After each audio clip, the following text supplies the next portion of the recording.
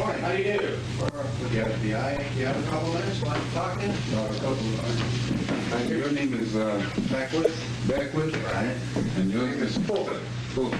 Right. From which, New York. New York. There's There's only one. only one here. It's probably what you assumed we came for, to obtain any information you wanted to give us about the Muslims. I didn't assume anything. No, that's a very general statement on my part, but as you know, we follow the activities of the Muslims as best we can.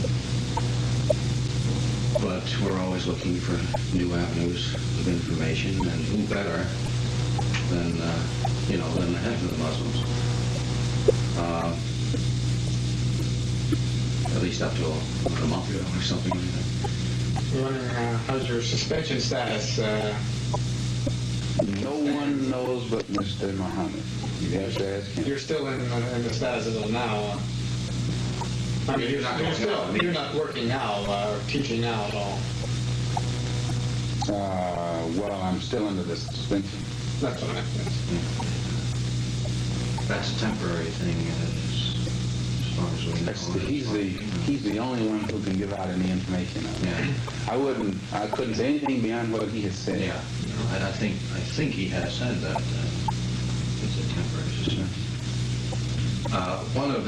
I'll be frank with you, one of the reasons we picked this particular time to contact you is because of this suspension. The suspension was brought about by my own doing. Yeah, exactly. But who knows what was in your mind when you did receive the suspension. In other words, bitterness could have entered into it. It would not be illogical for someone to have spent so many years doing something and then be suspended. No, it should make him stronger because it makes him realize that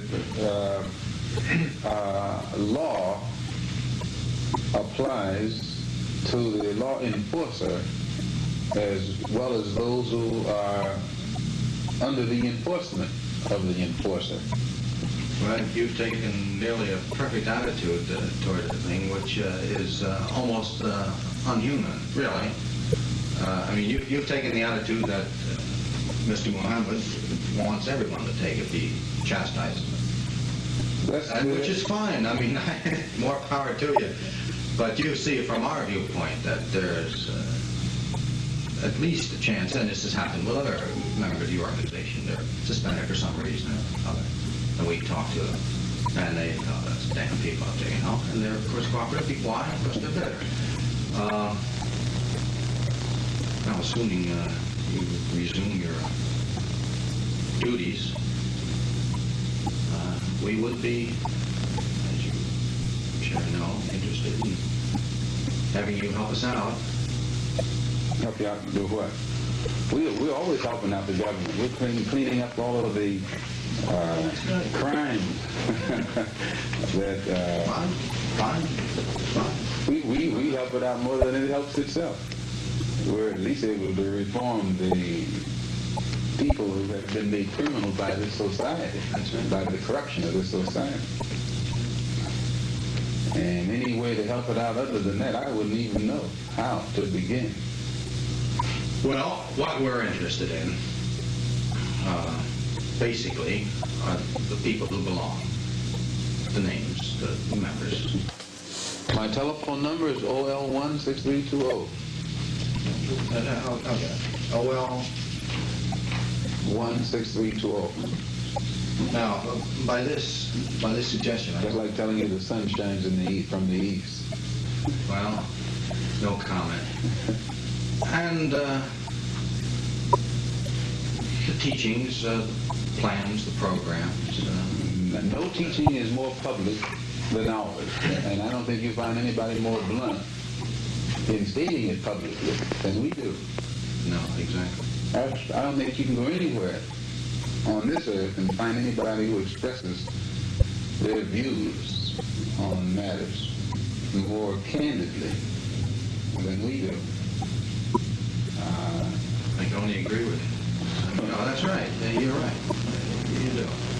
The main thing is there is a certain area of responsibility. This is because getting into our angle of it.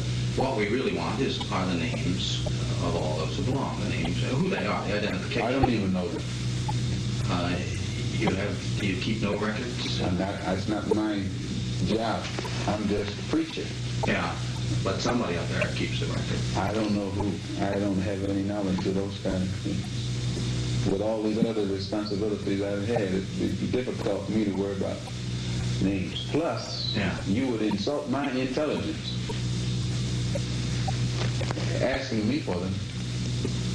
In fact, no, you would insult your own, because it would mean that your own intelligence isn't heavy enough to weigh me and know in advance what I'm going to say when you ask that question. Well, without getting into an argument on semantics there, you don't know until you ask. That's not semantics. That again goes into your psychology. We've had people, not this group in particular, other groups, Oh, yes. who have been just as vociferous against whatever we're investigating. Communists, make a good case out of it. Communists for 20 years, they hate everything. Go interview them. You don't want to. Go anyway. So you go and knock on the door and go, where have you been? Oh, I want to tell you something. You never know till you ask. And that's happened so many times. Sometimes the word isn't convinced, but sometimes money brings out the information. I have no intent to insult you here. According to Dillon, what's his name, the Secretary of Treasury, this government's money is in such trouble until... You can still spend it. Still, according to your government economists, the dollar itself is in such trouble, a person would be a fool to sell his soul for one of these decreasing dollars. Oh, yeah, I couldn't agree with you more. You'd be a fool to sell your soul if the dollar was increasing. This has nothing to do with selling your soul. I mean, if you look at it that way, okay. Yeah, but depends on how you look at it. Sure. You insult my intelligence when not only they insult me, period, if they think I would tell them anything. But it would be good, and I think in many ways it might be of some benefit to your organization.